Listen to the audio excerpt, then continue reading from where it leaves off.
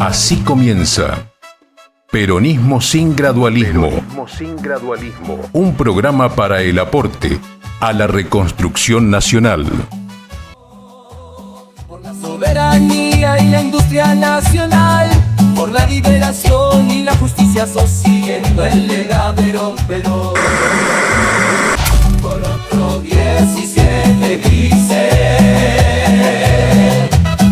queremos un peronismo sin gradualismo. Con la Argentina que soñó San Martín, construyendo un futuro sin fin, gritamos con convicción y emoción. Queremos un peronismo sin gradualismo. Esto es Peronismo sin gradualismo. Hoy vamos a trabajar en el primer programa, es el 0, el 1, vamos a trabajar un tema que es fundante, si se quiere, del ciclo que inauguramos en este momento y que pretendemos sea importante para el movimiento popular. Verán que es un programa peronista, somos militantes peronistas, además de comunicadores, por supuesto, porque quien está acá ejerce esta cuestión. Ahora, nosotros pretendemos en este programa debatir cosas vinculadas a la nación, a la soberanía. Y en particular vamos a arrancar entonces preguntándonos ¿qué es una nación? Pero además vamos a hacer una aserción, y es que para ser nación, tercera posición. La Argentina necesita recuperar la tradición, no solamente en términos diplomáticos, sino económicos, políticos, de una nación independiente de los poderes que en el mundo se dividen en el territorio, digamos, de las potencias coloniales. Perón nos hubiera puesto rojo en hablar de imperialismo. Por el contrario, el peronismo identificó desde el comienzo, en Braden o Perón, la contradicción principal. Así que nosotros estamos desde esa época con Perón enfrentando a Braden, por supuesto no solamente el imperialismo norteamericano, sino británico, que a lo largo de la historia ha definido que la Argentina tenía que definir ser nación. Así que diremos entonces que la Argentina tiene que recuperar la tercera posición. La dirigencia peronista, una parte de la dirigencia peronista y mucho de la dirigencia de la política liberal, se alinea en Estados Unidos, asumió desde los comienzos una parte de la política argentina, la doctrina Monroe, aquella que decía América para los americanos, y diremos también que en este ciclo estamos viviendo bajo un gobierno que tiene un presidente que gusta flamear, sacarse fotos, ponerse una escarapela con la bandera del Estado sionista de Israel. Le encanta la figura de Margaret Thatcher y, por supuesto, ofrece parte del territorio a bases norteamericanas, para bases norteamericanas. Entonces diremos que la Argentina se ha constituido como una nación a lo largo de la historia, una historia rica que tiene hilos en el Tahuantinsuyo, el territorio de un imperio enorme, de los más importantes de la época para el mundo, aunque todavía se desconocía en Occidente, y era que ese territorio, el Tahuantinsuyo, tenía una región, el Collasuyo, y allí, en esos hilos de la historia, podemos ir reconociendo los primeros trazos de lo que posteriormente será la argentinidad unos cuantos siglos después. Así que la colonia, luego de la conquista, ocupa y va generando en ese territorio gobernado por el Inca un aparato administrativo, institucional, que va sirviendo para colonizar.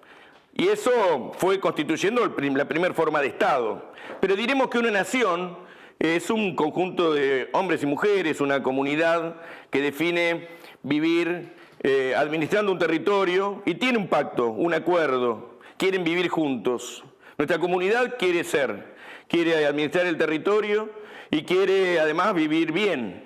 Ahí tenemos una cooperativa, Buen Vivir, es parte de la doctrina de los pueblos indoamericanos, los pueblos latinoamericanos, se ha asumido en los últimos años.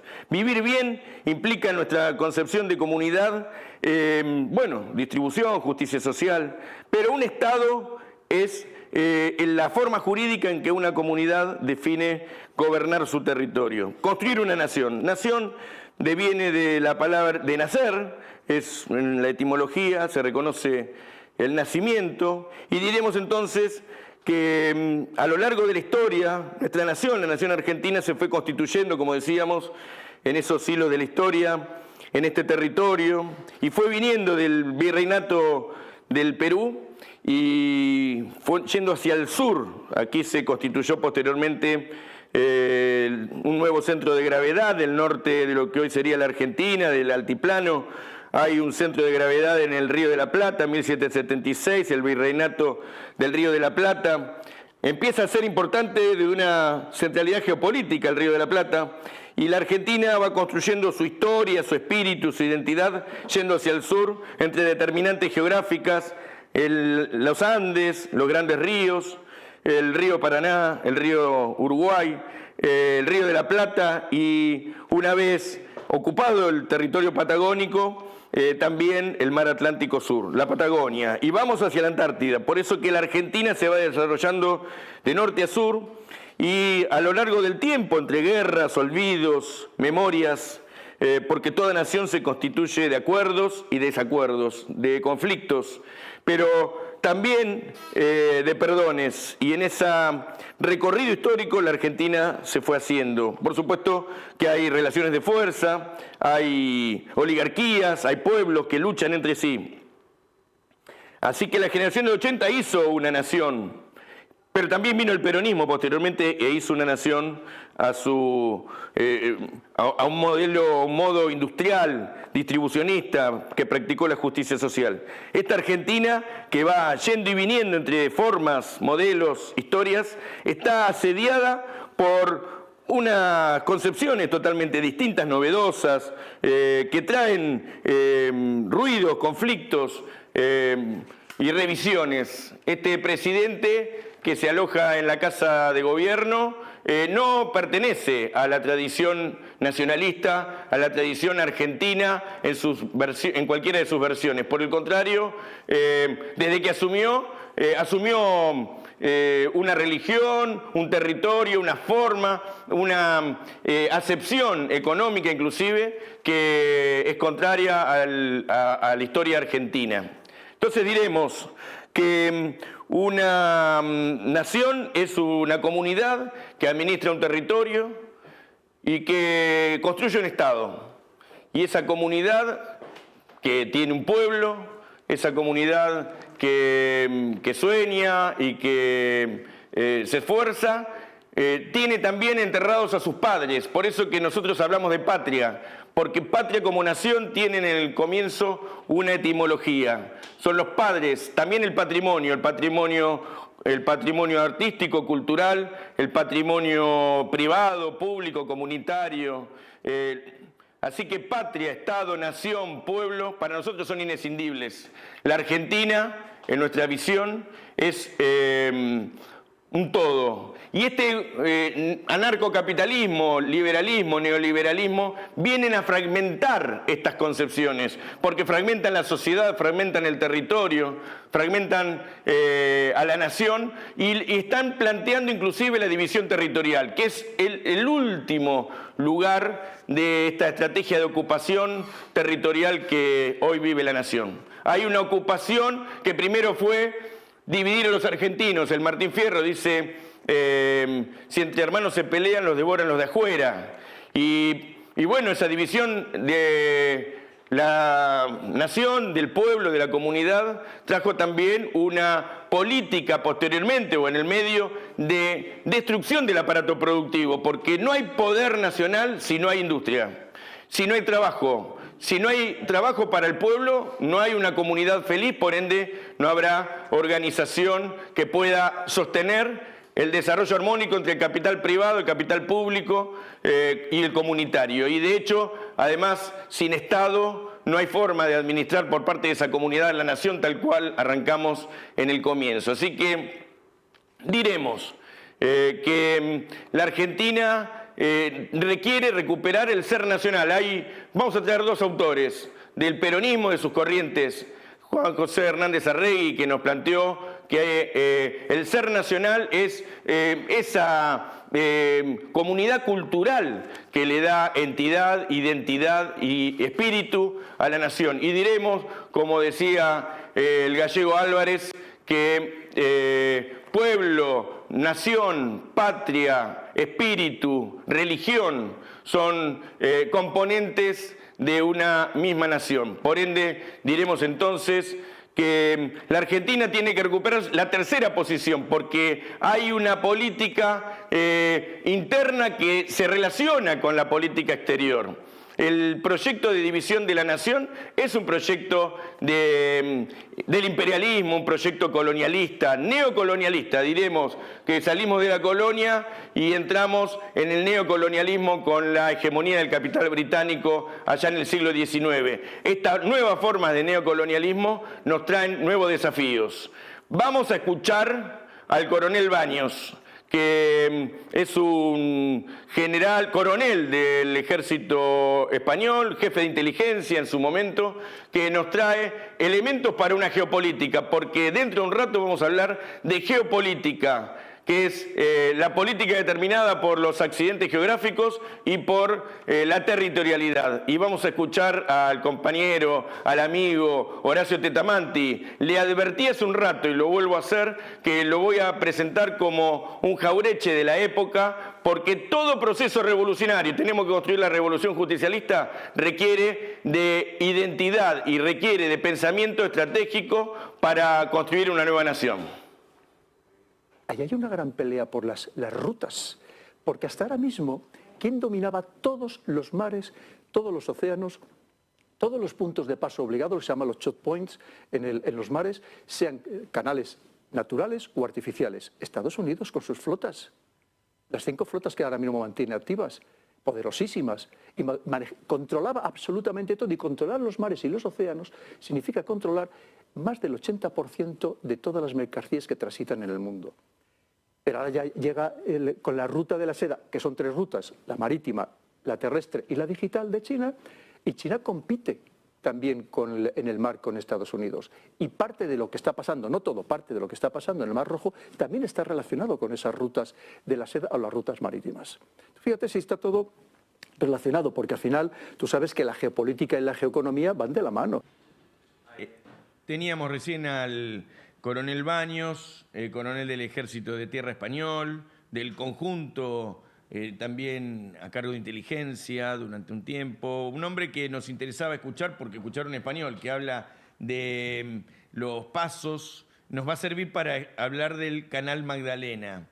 Bueno, el mundo está en disputa y están en disputa los mares, ¿no? Aquella tesis de la geopolítica que decía que el que gobierna los mares gobierna el mundo. Aquí hablaremos de los mares y del río Paraná, que son fuentes de poder y sobre todo patrimonio, territorio de la Argentina. Cuando hablemos de comedores y copa de leche estamos hablando de que hemos perdido el Paraná, que estamos perdiendo la producción, el trabajo. Así que estoy con Horacio Tetamanti, un amigo, un compañero, somos parte de la misma comunidad política y creemos con Horacio, ingeniero naval y que ha sido subsecretario de Puertos y Vías Navegables de la Nación durante el gobierno de Cristina Fernández de Kirchner, quien puso en marcha la propuesta del Canal Magdalena, que hoy es parte del documento nacional del Partido Justicialista del último congreso que se puso, que funcionó hace un par de semanas. Quiero decir con esto que hoy es una reivindicación del pueblo peronista. Horacio Tetamanti, gracias por estar con nosotros. No, gracias por la invitación, Gastón. Felicitaciones por el esfuerzo que están haciendo. La verdad que es un esfuerzo grande, hecho también por compañeros de cooperativas, acá el compañero Claudio Campo, los compañeros, bueno, Cancino, que siempre le pone la voz a las cosas que hacemos. Che, Horacio, contanos todo lo que implica el Canal Magdalena. Lo vamos a ir acompañando con imágenes, las imágenes que nos pediste, los mapas del Río de la Plata. Diremos en principio que el Canal Magdalena es importante desde el punto de vista de la geopolítica de la Argentina. Para tener una geopolítica del Atlántico Sur y una política vinculada a las vías navegables que hemos perdido, ¿no? ¿Decís siempre? Sí, mira, la verdad que el Canal Magdalena empieza a tomar una cantidad de vectores que son complejos, ¿no? Porque lo que fuera en su momento una respuesta técnica a una cuestión, digamos, de la navegación, empieza a sintetizar una cantidad de situaciones que la Argentina empieza a aflorarse como ya dramáticas, ¿no es cierto? Vos, en tu editorial, usaste una palabra que yo, digamos, siempre la pongo en la mesa, ¿no? Que es la fragmentación. Es una palabra que los argentinos deberíamos repetir más a menudo. Yo tengo, digamos, la idea, y con muchos otros compañeros. Cuando la mencioné pensé en vos, además. Ah, bueno. Es verdad, siempre me decía hay que hablar de la fragmentación. No, digamos, en términos de que bien vos lo señalás, la fragmentación como una estrategia de sometimiento, una vieja estrategia de sometimiento, pero que particularmente para la Argentina se ensañó con especialidad, porque de alguna manera vos habías planteado esa vocación de nación, ¿no? Es decir, ese pueblo y tierra en mancomunión y en comunión, digamos, de objetivos y de construcción colectiva de un destino en común. Y para Historia y eso, destino, ¿no? Exactamente. Para eso, ese contrato social, de esa comunidad que está siempre en construcción, ¿no? Como esos carteles dicen, en construcción. Evidentemente una nación está siempre en construcción y no hay triunfos definitivos ni tampoco derrotas. Un día puede terminar la nación también.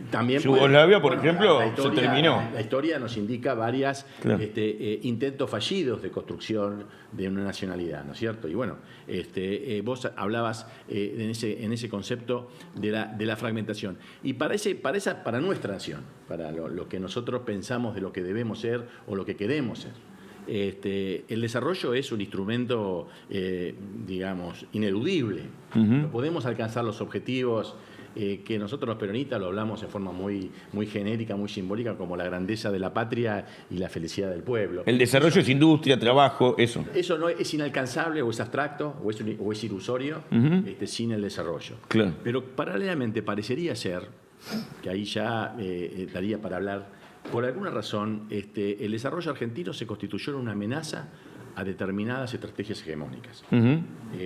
Por el espacio, por la Argentina, por la historia, por las capacidades, por los recursos y por algunas cuestiones que vos bien lo hablabas, y el coronel Baños hablaba muy bien de aquellas características geográficas que de pronto también forman parte de la identidad originaria de los pueblos, ¿no? Claro. No puede haber identidad sin territorio. No solamente podría haberlo, digamos, de comunidad. Los pueblos hasta definen sus personalidades de acuerdo al territorio, ¿no es cierto? Entre otras cosas, pero fundamentalmente el territorio es determinante. Claro. Y ahí aparece, vos lo señalaste muy bien, que esa geografía significa el Río de la Plata con una cuestión mucho más allá de una cuestión de un accidente geográfico. Es decir, así es. Inclusive la orografía del propio continente sudamericano, ¿no? Tiene la característica de tener esas dos grandes cordilleras al este y hacia el oeste, que de alguna forma hace como fronteras de límites del intercambio y constituye justamente a esa longitudinalidad que construye, yo te diría que el valor simbólico ya a esta altura del partido es el camino del Potosí. Pues sí, América es vertical. América es vertical. Vertical desde la simplificación, inclusive del objetivo económico, inclusive en las propias ocupaciones imperiales, ¿no es cierto? Sí. Donde se aniquilaba a los pueblos originarios y se procuraba simplemente la extracción de esas cuestiones. Ahí aparece justamente esa longitudinalidad, que marca nuestra historia, obviamente. Sí, ¿no? claro. Es decir, las batallas. Y ahí el imperio nos quiere horizontal y nosotros hablamos de verticalidad. Sí, perfecto. Eso es muy importante lo que está diciendo, porque yo creo que la fortaleza argentina, Sí. particularmente, y yo te diría que la fortaleza del continente sudamericano debería serlo, y ahí hay un conflicto hay un conflicto de intereses, ¿no? Es decir, yo entiendo que los pueblos sudamericanos, donde Argentina es determinante, están vinculados con esa fortaleza en la longitudinalidad. Y los intereses extractivos están procurando fracturar esa longitudinalidad a través de esas concepciones transversales que a veces se manejan, a mi criterio, con cierta liviandad, llámese corredores bioceánicos, esas cuestiones creo que no están advertidas, digamos, a cuestiones. Sí. Y en esa historia, justamente esa fragmentación, visualizada como una estrategia de sometimiento, viene en los esfuerzos para poderla fracturar, para no permitir a nosotros, los pueblos que formamos estas naciones, tener ese control de la longitudinalidad. Y ahí aparecen las estrategias. Bueno, Chávez soñaba con Néstor, sacar una foto mostrándose unos mapas y que se podía navegar por el Orinoco, unir la cuenca del Orinoco, la cuenca amazónica y la cuenca del Río de la Plata y el Paraná. Me acuerdo, tengo una foto contigo justamente cuando estaban eso. Y qué interesante esta concepción. Porque eso de pronto, desde el punto de vista técnico, podría tener alguna reflexión. Unos saltos había por allá. Sí, unos saltos. Pero desde el punto de vista simbólico, político. Liderazgos de esos niveles tiene una potencia simbólica muy poderosa que abreva y fortalece esta idea de que la integración latinoamericana y los intereses van asociados a una logística geopolítica de integración longitudinal, donde obviamente el río Paraná aparece como la llave estratégica de eso. Y es la fortaleza argentina. Por eso la idea de debilitar, de fraccionar, con innumerables estrategias. Yo, digamos, siempre levanto la advertencia, ¿no?, de que también la colonización aparece por la palabra, ¿no? Sí. Cuando nos inoculan a lo que yo llamo virus lingüístico, la llamada hidrovía. Sí. Es una palabra extremadamente peligrosa, por lo pronto es extraña. No existe la palabra hidrovía para nosotros. No existe en nuestro lenguaje. Es el río Paraná, el río Paraguay. Exactamente. Y eso no es una cuestión ni divertida, ni arbitraria, sino que es... Nos imponen un concepto. Porque eso significa el secuestro de los valores simbólicos de la palabra. Claro. Y estamos hablando del río Paraná, con todo lo que significa el río Paraná y la palabra Paraná, ¿no? Es decir, en el lenguaje guaraní. Carito, ¿no? No me dejan cantar, pero... Más allá de las cuestiones que hacen a nuestra identidad, los viejos, nos acordamos de Ramón Agarral y tantas otras cuestiones que hacen a los pueblos fluviales argentinos profundos. Claro. Inclusive la palabra Paraná es una palabra, no es una palabra común del guaraní. El guaraní es un hermoso lenguaje extraordinariamente simbólico. Por el Paraná es la tierra sin mal, ¿no es cierto? Donde las migraciones guaraníticas... Una palabra que hace a la majestad del agua importante. Entonces, esa palabra hidrovía tan irresponsablemente manejada y tan inteligentemente inoculada por aquellos intereses, creo que hay que combatirla, ¿no? Porque también la fragmentación empieza por la palabra. Claro. El símbolo a través y la colonización, ¿no es cierto? Claro, se te impone hasta el idioma. De las cosas. Y ahí aparece el Paraná, que si bien, como bien decir, de esa gran cuenca, que no solamente pertenece a la Argentina, obviamente, porque interesa a Bolivia, Paraguay, Brasil, Uruguay, y se va hacia el norte, tienen el río Paraná argentino, que eso a veces, justamente la palabra hidrovía, ese secuestro del sentido, también es una especie de, al perder identidad, pierde nacionalidad. O sea, es un paso hacia la internacionalización conceptual de lo que nuestro río Paraná termina siendo una... O sea que nuestro río Paraná nos lo secuestran de esta manera. Primero con la palabra, claro, después con la fragmentación. Con la logística. Con la logística de fragmentación, y ahí aparecen las estrategias geopolíticas, como el Val Coronel, ¿no es cierto? Por ejemplo, la República Oriental del Uruguay, con la derrota de Artigas... Esto sirve para que alguien se apodere del río para sacar sus barcos, digamos. Obviamente un objetivo de fragmentación estratégico del Reino Unido, en aquella que bien lo decías vos a principio del siglo XIX, digamos, y principio del siglo XX, era justamente como objetivo táctico fundamental es que un solo país no pudiera controlar ambas orillas del río de la Plata. Por eso los estados tapón, Uruguay fundamentalmente, vamos a decirlo así. La derrota de Artigas y... la separación de Uruguay de Argentina, la banda oriental. Para dos cosas. Primero, que es una cosa que nosotros estamos también señalando muy importante, y yo, digamos, siempre lo traigo cuando nos tocó estudiar el Tratado de Río de la Plata, una hipótesis que bueno, de alguna forma es muy subjetiva y no tiene la proyección, pero yo la hablaba con mi primo Diego Tetamanti en la Cancillería, que para Perón, cuando vuelve el viejo Perón del 73, tiene como una obsesividad, digamos, como buen militar, ¿no es cierto?, sobre la territorialidad, y sobre dos cuestiones que vos señalaste muy bien, que era las Malvinas y la Antártida. Es decir, él había Perón llama el llevado magno... a Pujato. Bueno, Perón hablaba del magno asunto. Quería hacer ciudades, claro. Estaba dando a la Antártida, vos fíjate ahora la visita. El magno asunto, claro. Que hoy toma la importancia que solamente un billonario así lo veía en aquella época que donde prácticamente no existía. Y la conclusión, como estudioso de la geopolítica, y abrevando de la historia de los ingleses, que más allá del conflicto que podemos tener, hay que estudiarlo porque son palabras mayores, son los maestros, porque, digamos, Inglaterra no fue un imperio militar, fue un imperio logístico, fundamentalmente.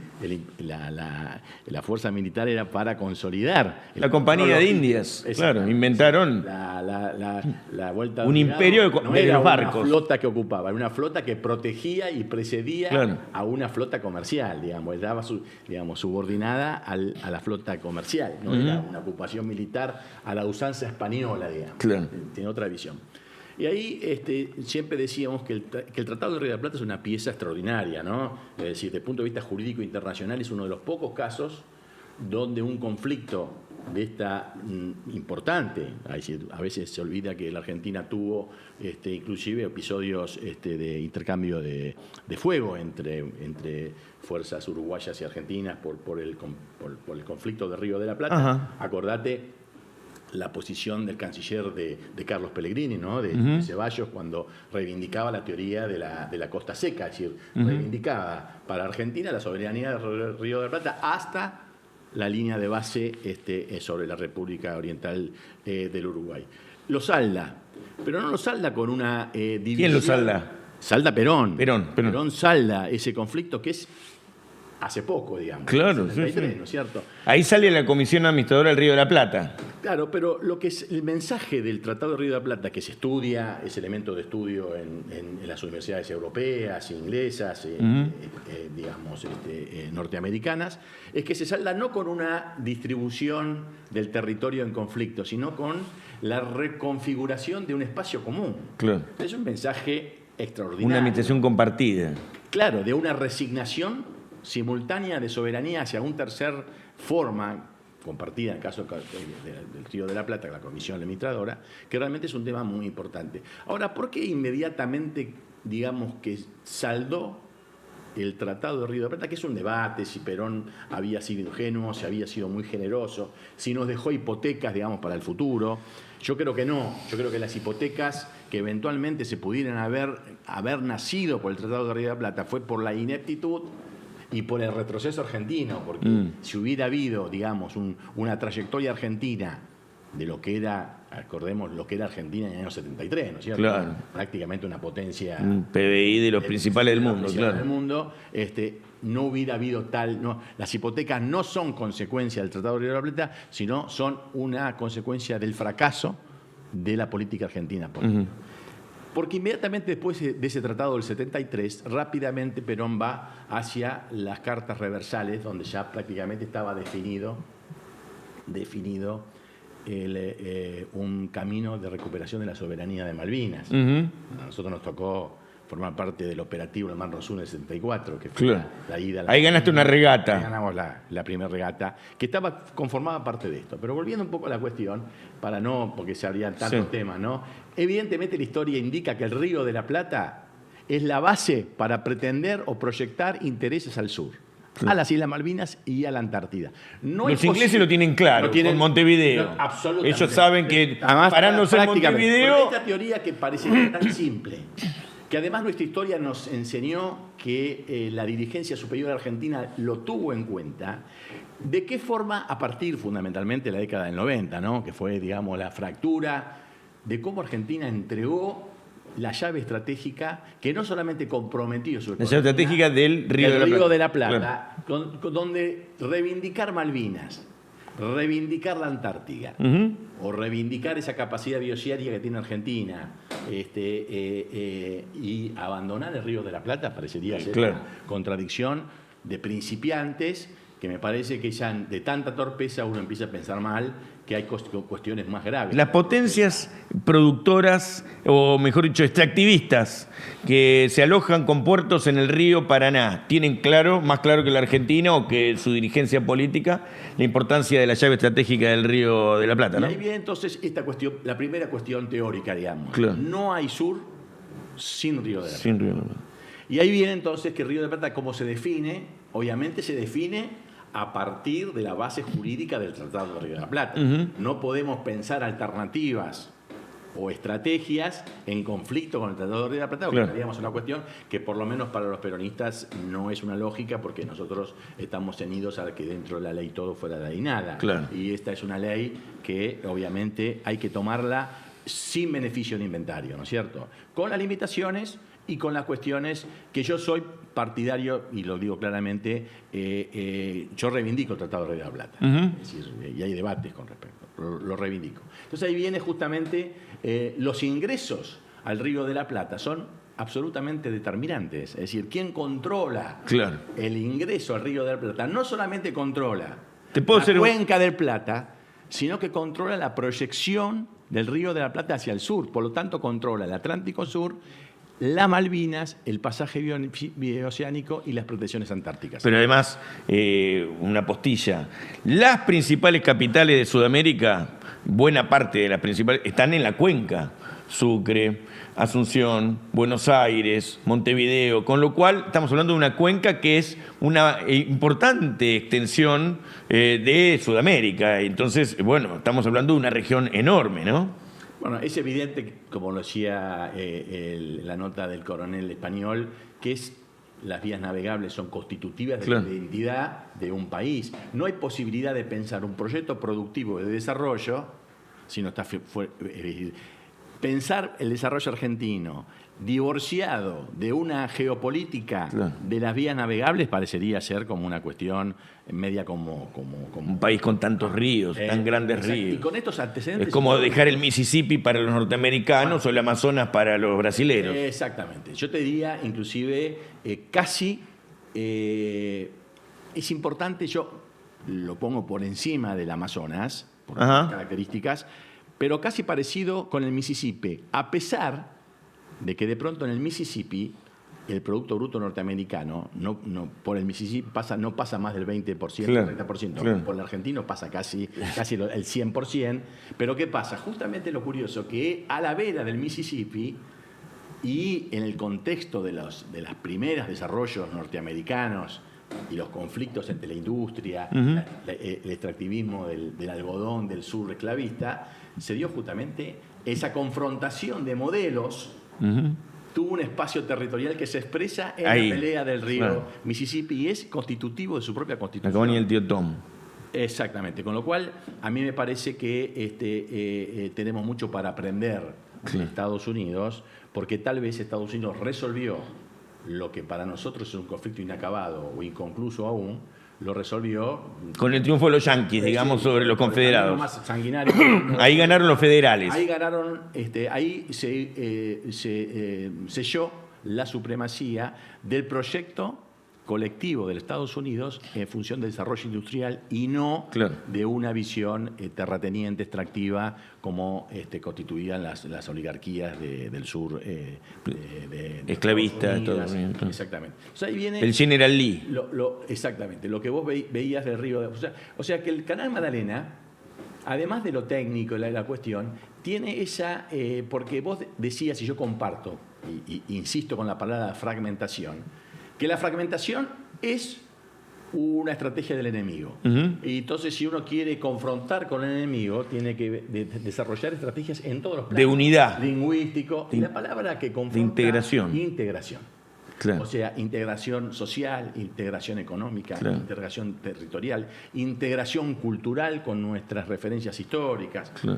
Y en el caso del Magdalena, justamente es la integración para superar esa fragmentación impuesta artificial de ese canal, como bien explicaba la foto que habíamos pasado, nos obliga a navegar al norte, subordinarnos a un puerto extranjero, para después recién de ahí, después de haber recibido autorización, recién poder retornar a la Argentina al sur. Cuando los argentinos se dan cuenta, toman conciencia que para que un barco o para que nuestro rompehielo que sale de Buenos Aires, que vaya a la Antártida,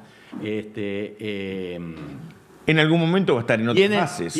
Bueno, pero hoy está más allá que el debate sería, pero lo concreto es que el rompehielo sale de Buenos Aires, tiene que ir a la Antártida Argentina, y sin embargo tiene que navegar al norte cuando la Antártida está al sur. ¿Podemos poner otra vez el mapa del Canal Magdalena? Claro, y pedir permiso a un tercer país. Eso es una contradicción que parecería ser como obvia, pero sin embargo vos fijate el esfuerzo porque esto no es una cosa que así de generación espontánea. Hay un esfuerzo muy consistente de comunicación, de control de los medios hegemónicos para que esto no suceda.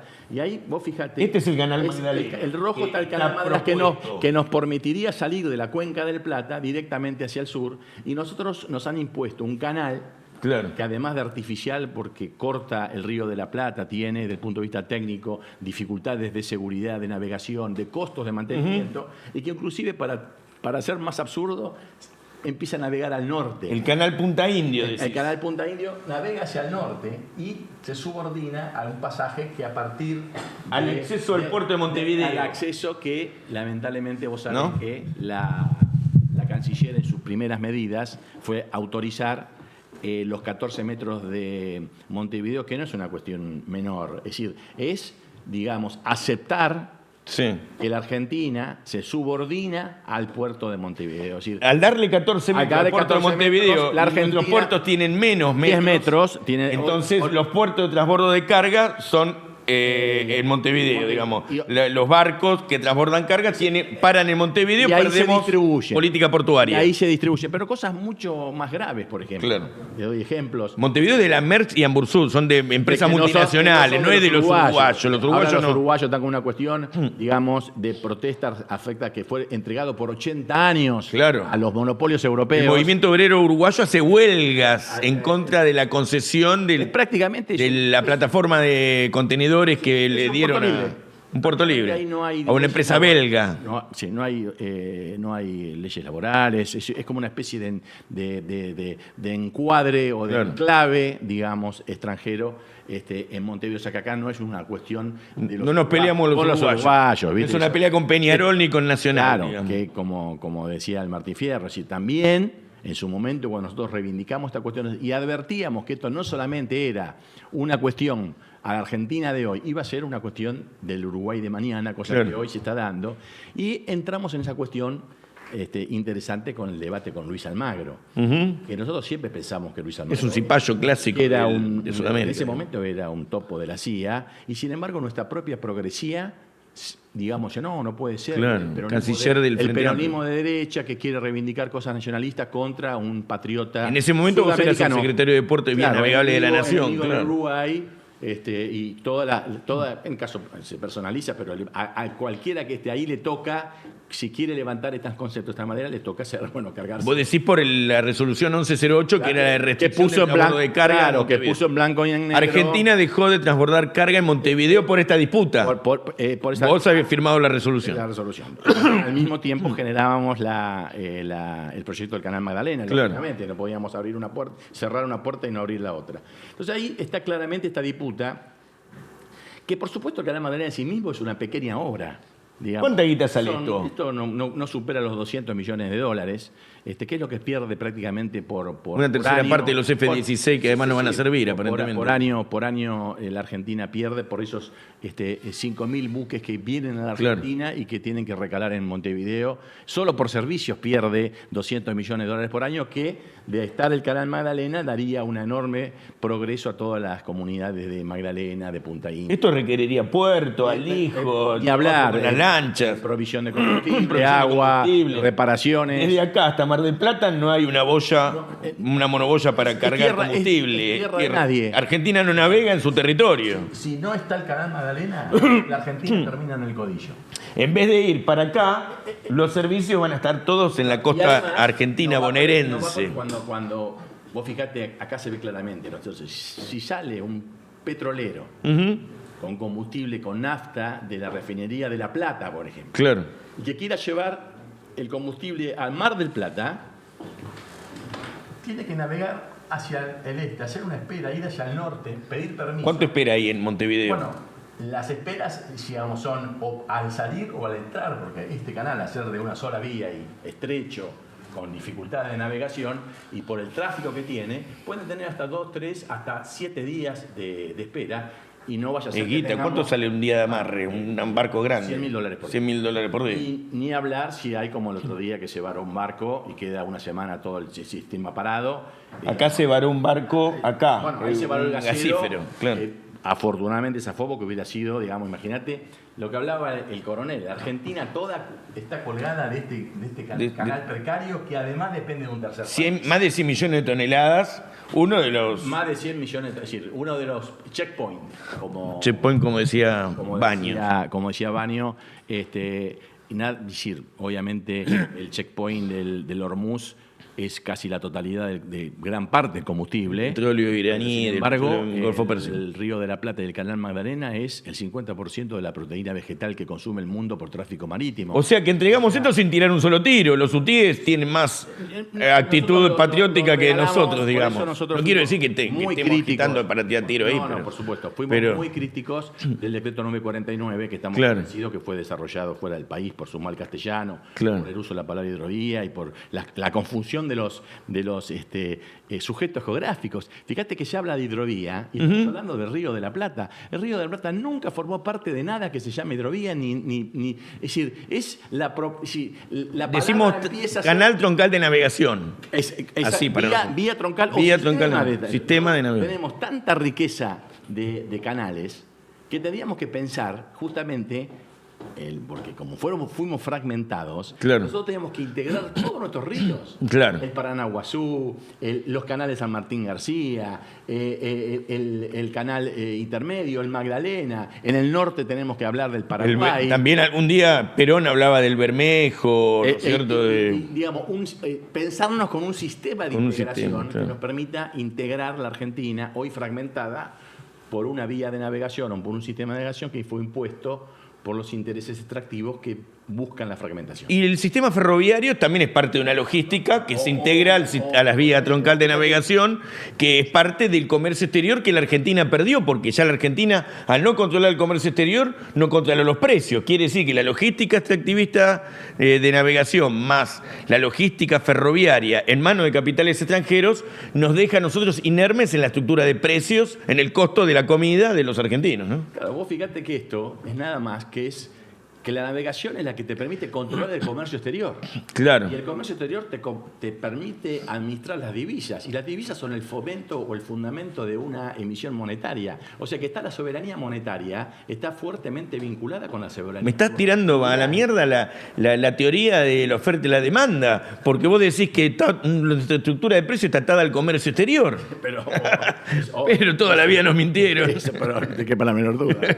El problema no es que miente, es que se cree la mentira. Claro. Pero todas las escuelas y las universidades enseñan eso. O que la emisión monetaria es inflacionaria, son cosas que realmente son... Vamos a desmontar todo eso programa por programa, el tema de inflación, emisión monetaria, estructura de precios, costos que hay en la Argentina, ¿no? Porque ahora la culpa la tiene... No, el camino de la producción. Los que venimos de la producción, yo soy ingeniero, ¿no? Y trabajé con el acero toda la vida.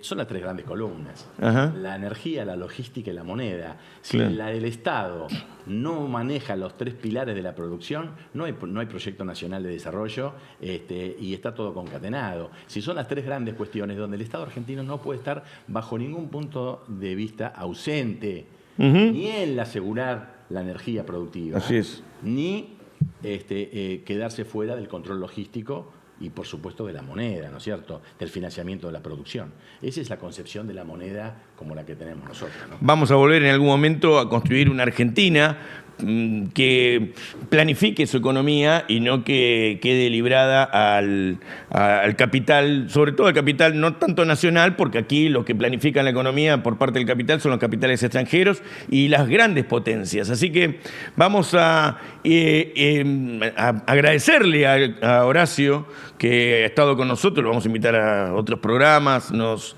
une un afecto y una admiración por toda su obra, y vamos a escuchar y a ver a otros actores de la comunidad organizada. Vamos a ir a un bloque que se llama Comunidad Organizada, y como dice Luisa, que hoy es su cumpleaños, le vamos a festejar el cumpleaños también, federal y soberana. Ahí tenemos los conflictos sociales, los quilombos en la calle, la gente que come en los comedores, todo el tema que hoy organiza a nuestra sociedad que pelea contra el hambre y la desnacionalización.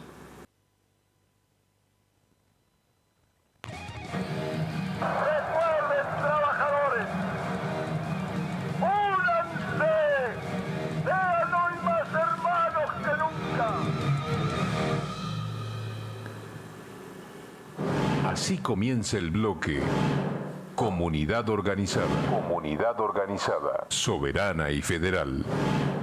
No vamos a permitir que rompan la organización comunitaria.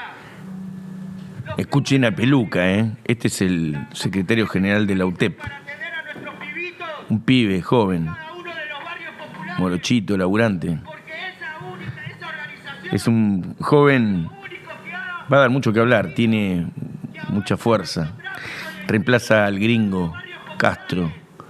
Y en la movilización, Nahuel, estoy con Nahuel Silva, estamos ensayando sobre una cosa que queremos poner en marcha, que es un bloque que exprese los conflictos, las cosas que se hacen en el territorio. Hoy tenemos pocos, pero vamos a ir incorporando durante las semanas. Este es el conflicto de las universidades, Nahuel. Sí, ahí vemos el conflicto en las universidades que están siendo víctimas del ajuste brutal que está llevando. Viene una marcha federal. Viene una marcha federal el 23 de abril. Sí. Que va a culminar en Plaza de Mayo con lectura de documento, donde movilizan los movimientos populares, Todo el mundo va a ir. la comunidad educativa, el pueblo. Una gran movilización viene. Conjunto. El gobierno quiere pararla, está haciendo ofertas. Hay tantas asambleas que eso va a terminar en una gran movida federal de ocupación de plazas, facultades, etcétera. Fíjate que hay distintas tomas de distintas. Esto es la UBA. Esto es la UBA, se están plegando centros de estudiantes de universidades privadas. Ujú. Es un dato. Las escuelas también de las universidades, escuelas secundarias y primarias también entran ahí. Esto, ferias, vos siempre nos rompiste las guindas con el tema de las ferias populares, la organización de espacios de comercialización. Espacios de comercialización, ahí estamos viendo en la ciudad de Corrientes, hay una gran red de producción y comercialización popular. ¿Qué venden? Artesanías, comidas, venden plantas de la agricultura familiar, hay plantines en las ferias. Así es, ahí estamos viendo la producción textil. Mirá, ahí hay alimentos. Todo llevada adelante por compañeras, una red textil de compañeras muy importante. Veíamos plantines, veíamos alimentos también. Alimentos. La calle, falta de alimentos. Hay hambre en la calle. Las paredes hablan. Quisimos ponerlo de las grafitis porque es un clima de la resistencia, del conflicto que hoy expresan los actores de la política enojados con esto que parece casi una dictadura, ¿no? El gobierno de Milei. Sí, tal cual. Vos sabés que cada vez se ven más pintadas. Sí. Pablo Moyano. Escuchá lo que va a decir. Presidente de la Nación. Dijo de Kicillof, presidente de la Nación, si Dios quiere, dice. ¿Por qué es importante y lo pusimos acá? Porque hay que alguna fuerza o propuesta política que ordene el campo opositor, sino la oligarquía con la fortaleza del gobierno central dispersa las provincias y genera su plan. Ahí estábamos viendo una declaración en la provincia de Buenos Aires, porque el gobierno de la provincia de Buenos Aires homologó la paritaria del sindicato de camioneros y bueno, la disputa estaba con Son liberales, pero no homologan los acuerdos privados. Así es. Bueno, pero ahora viste que quieren regular los precios. Sí. Ahora viene una frase, pero no.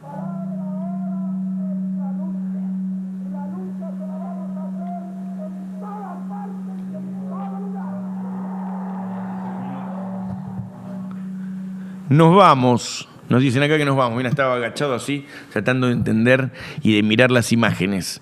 Pero mira, estoy acá con mi amigo Nahuel Silva, un compañero militante, una gran persona, un estudioso, licenciado en Economía. Y bueno, nos vamos de un programa, el primero.